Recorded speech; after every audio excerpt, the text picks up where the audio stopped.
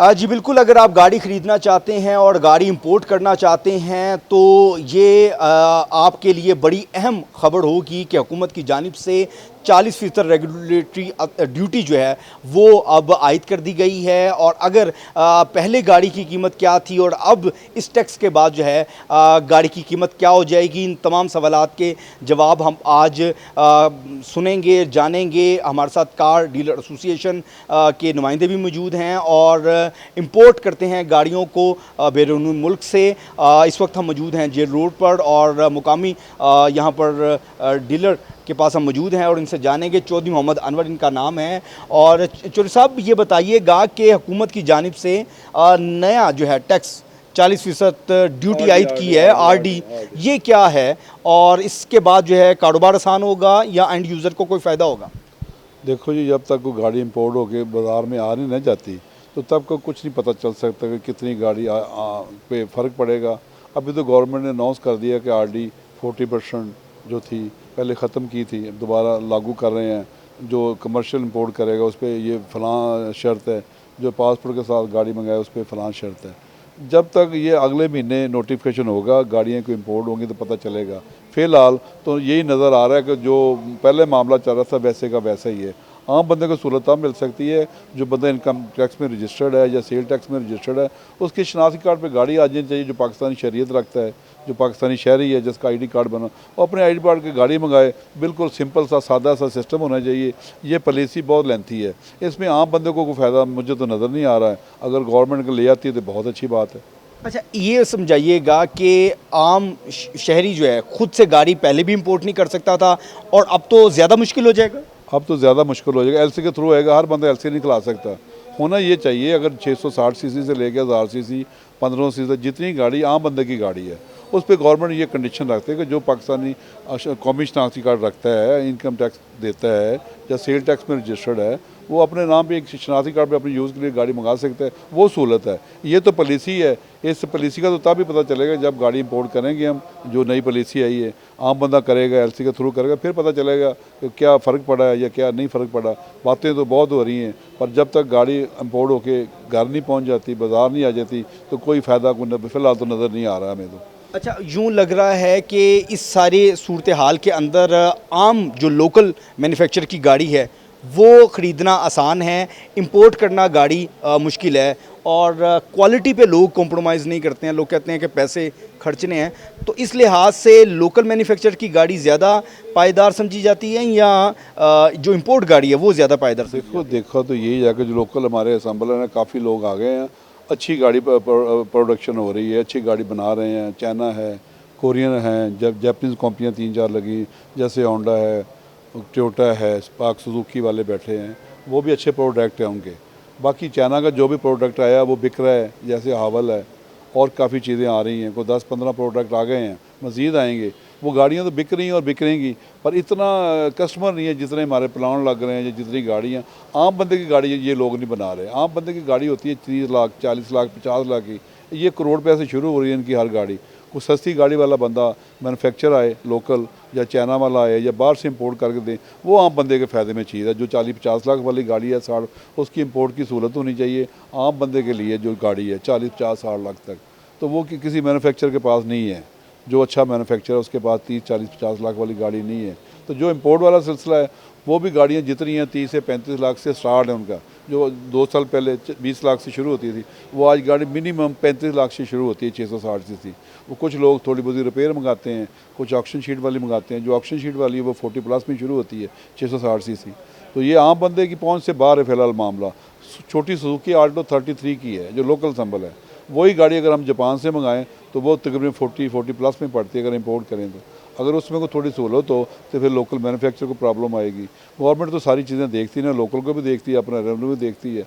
तो जहाँ गवर्नमेंट को फ़ायदा नज़र आएगा अपना या लोकल मैन्युफैक्चर का, तो फिर आवाम का भी वो गवर्नमेंट सोचेगी इंशाल्लाह ताला। चलो साहब, ये बताइएगा कि पहले गाड़ी 3 साल तक की इंपोर्ट की जाती थी नाजरीन, अब उसको 5 साल तक की गाड़ी इंपोर्ट कर सकते हैं। लाइक 2025 में हम मौजूद हैं तो 2020 तक की अब गाड़ी इंपोर्ट हम कर सकते हैं, पहले तो 2023। ऐसा ही है और इससे कोई फ़ायदा कोई नज़र आएगा? हाँ, जो उसमें मॉडल कंडीशन आई ना 2003 साल से 5 साल, उसमें ये होगा कि थोड़े से 5 साल पुरानी गाड़ी बंदा मंगाएगा, वो थोड़ी सस्ती होती है जापान में।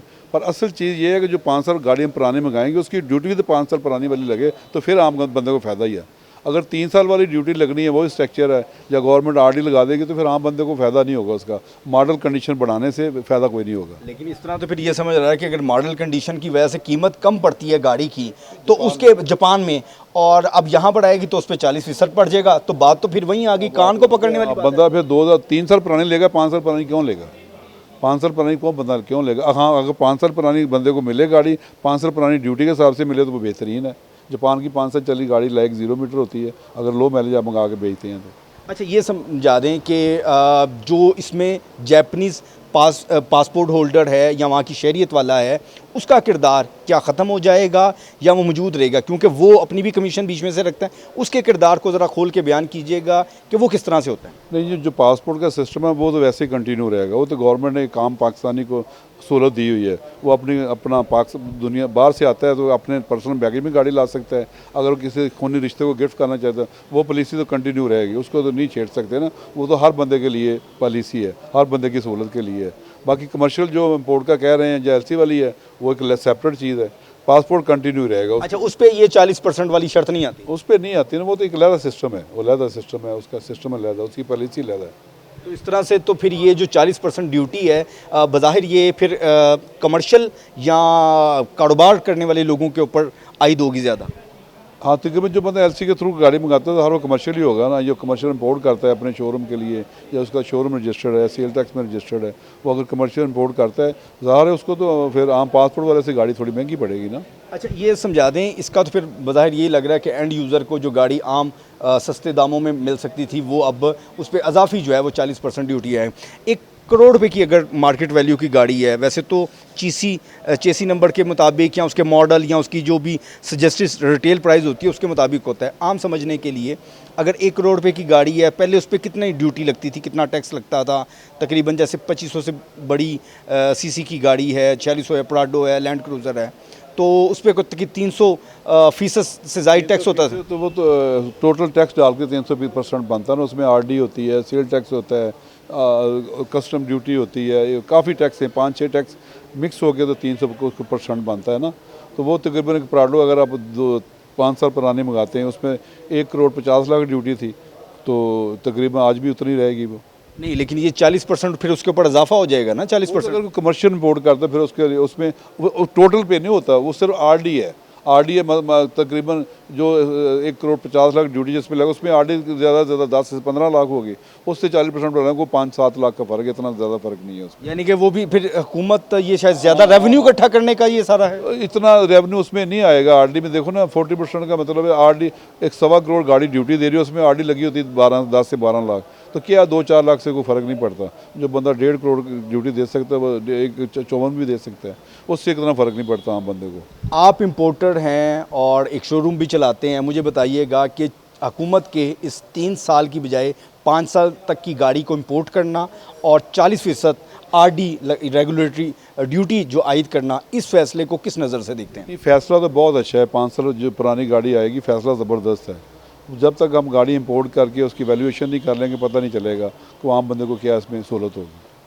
चलें जी, बहुत शुक्रिया। आप गुफ्तगू सुन रहे थे चौधरी मोहम्मद अनवर, और इस वक्त हम जेल रोड के मुकामी शोरूम में मौजूद हैं और कोशिश की है हमने उन तमाम सवालात को कवर करें जो इस वक्त आवाम की जहनों में मौजूद हैं कि 3 साल की बजाय 5 साल तक की गाड़ी जो इंपोर्ट कर रहे हैं उसमें एंड यूज़र को कितना फ़ायदा है। बज़ाहिर ये बड़ा मुश्किल सी सूरत हाल लग रही है, लेकिन एंड यूज़र को इसका फ़ायदा होगा ज़रूर कि वो 3 साल की बजाय 5 साल की कम कीमत की गाड़ी उठा सकता है। लेकिन आरडी ड्यूटी जो 40% है उसकी मद में जो है उसको पैसे फिर भी अदा करने पड़ेंगे, और वो अजाफी पैसे जो है उसको अदा करके ही वो गाड़ी ले सकता है। लेकिन वहीं पर जो पासपोर्ट रखने वाले दोहरी शरीयत वाले लोग हैं, ओवरसीज़ पाकिस्तानी हैं, वो ख़ुद अपने लिए या अपने रिश्तेदारों के लिए या वो गिफ्ट करने के लिए वो आसानी से अपने पुराने पैटर्न या पुराने ही कायदो ज़वाबित के तहत गाड़ी मंगवा सकते हैं। जी।